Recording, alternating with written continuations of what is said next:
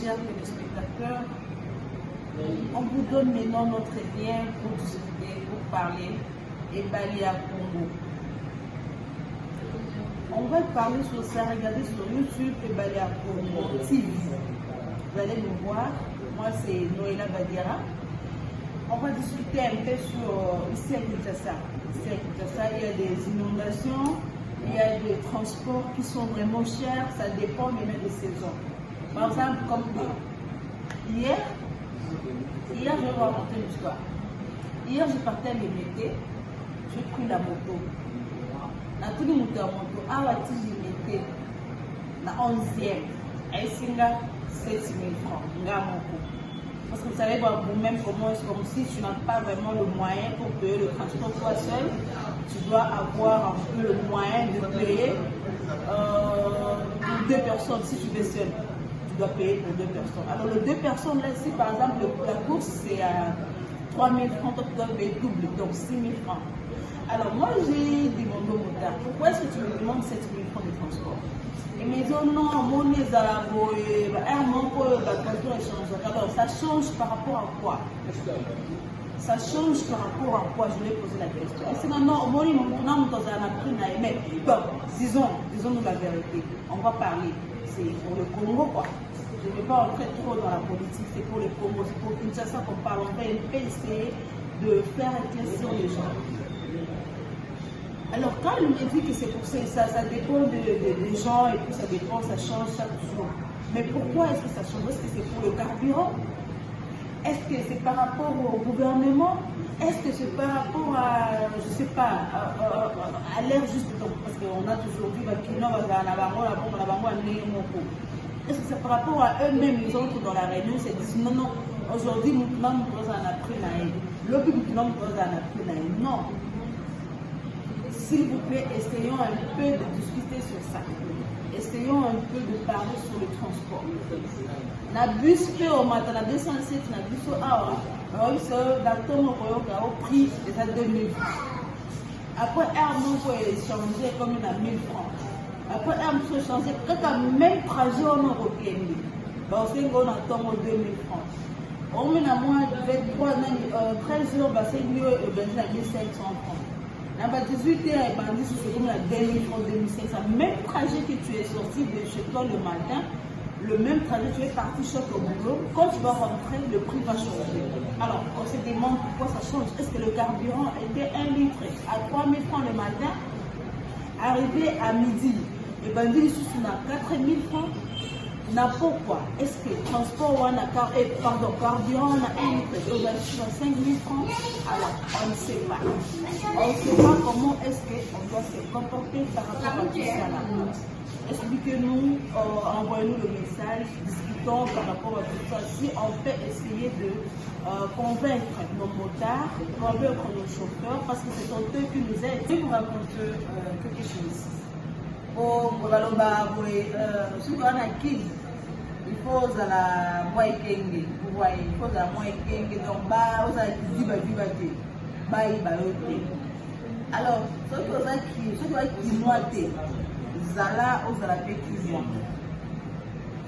on a qui tant la comment qui n'a qu'une. Moi je ne voulais pas monter sur le transport pour 2 personnes.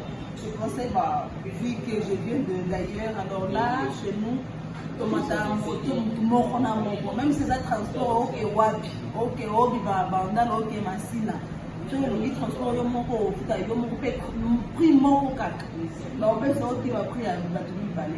alors moi j'avais l'habitude de ça.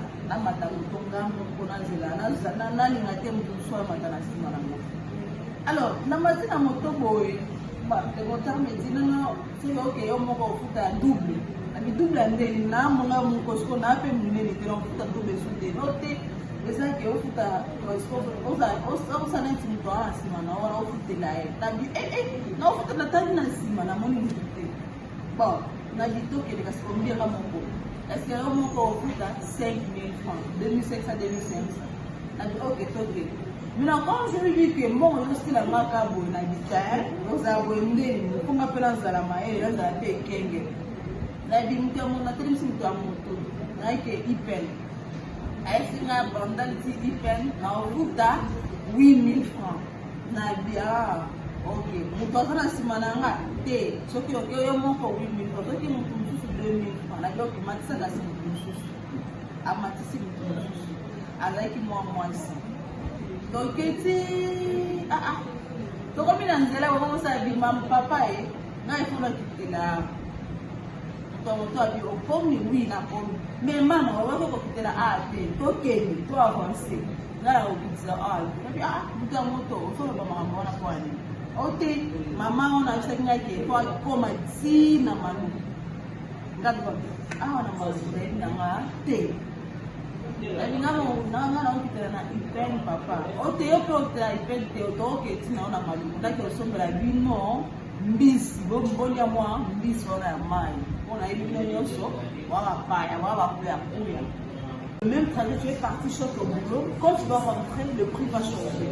Alors, on se demande pourquoi ça change. Est-ce que le carburant était 1 litre à 3 000 francs le matin, arrivé à midi, et ben dit sous 4 000 francs.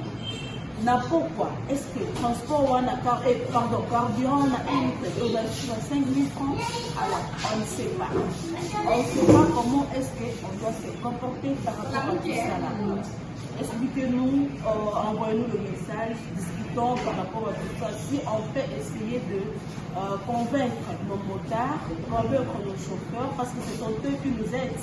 Alors, il ne faut pas être un peu dur avec eux, il faut un peu essayer de discuter avec eux pour voir si on peut changer le prix parce que ça nous cause problème. Il y a d'autres gens, quelqu'un qui se rend compte dans sa poche, il a que 1000 francs, mais on lui dit le transport c'est à 2000 francs. La personne va faire quoi? Ah, ok, comme on dit, comme on commande la bus, va baisser les 1000 francs pour faire le transport. Non, bah, lui, il est sorti de chez lui le matin, il a payé le transport pour aller au travail, il a payé 1000 francs.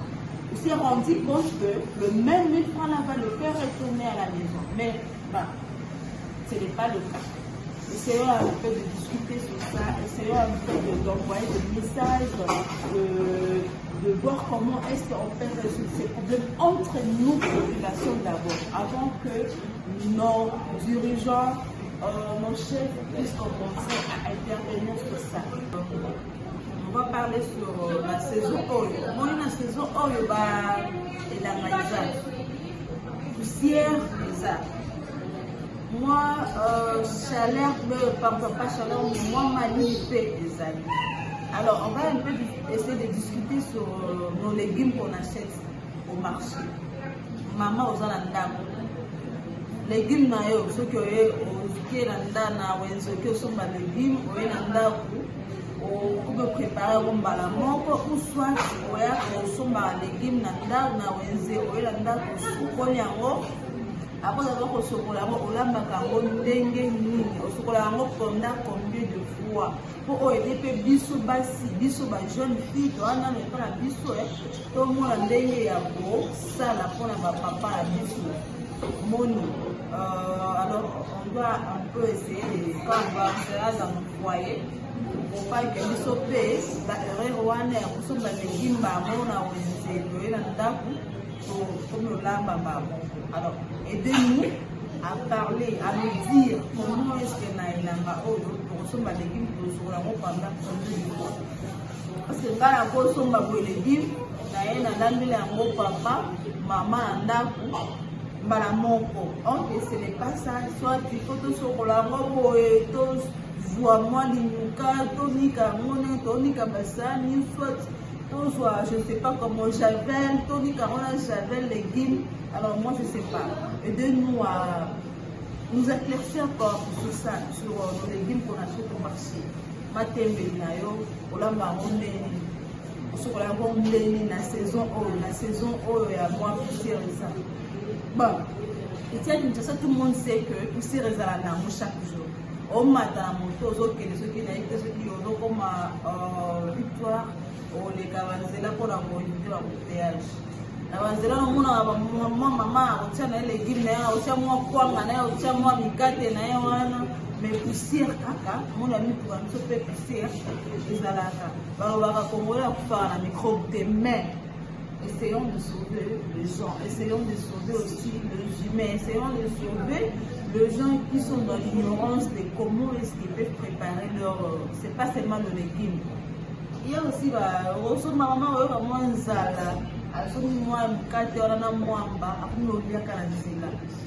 donc, moi, mon katana, moi, et quand il m'a poussé toute la journée, alors, c'est pas bon. Moi, on est à Kaye de l'État alors, essayons de nous discuter sur ça. Moi, quoi, moi, mais poussière, caca, mon ami, pour un peu poussière, les alaka. Alors, on va faire un microbe des mains. Essayons de sauver les gens, essayons de sauver aussi les humains, essayons de sauver les gens qui sont dans l'ignorance de comment est-ce qu'ils peuvent préparer leur...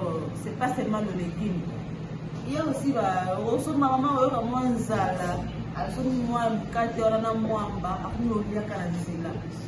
donc, moi, mon katana, moi, et quand il m'a poussé toute la journée, alors,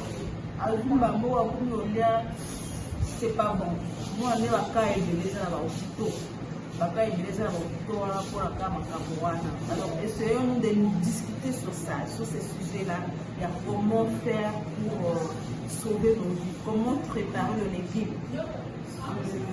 Pas seulement les mamans que je demande, même les filles au bazar ont moins d'expérience. Est-ce que le légume n'a pas de légume n'a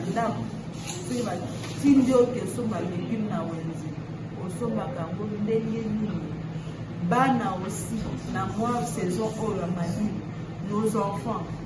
Est-ce que tu peux voir moi, chacun, moi, je ne sais pas quoi, hein? Ouais, Mali les a aidés. Je suis fragile, moi, Mali. Surtout, on a qui le prochain à Kinshasa, on a la chaleur sur chaleur. Même si l'amour qui boit la tombe, on dirait que on va se faire alors, essayons de protéger aussi nos enfants. Un mois, 2 mois, 3 mois, alors comment est-ce que tu dois couvrir l'enfant? Comment est-ce que tu dois protéger ton enfant pour que on se retrouve dans l'hôpital? Oh, ma malheureuse, les la saison la grippe, alors comment faire pour se protéger, pour éviter la maladie? Protégeons nos enfants pour que le maman, aidez-nous à discuter sur ces sujets, aidez-nous à découvrir comment est-ce qu'on doit préparer les légumes, comment est-ce qu'on doit protéger nos enfants pendant ces saisons ici à Elanga. Alors, les abonnés, les amis, aidez-nous à discuter et à évoluer dans ces choses-là. Vous voyez un peu. C'était Noéla Badira sur vos écrans.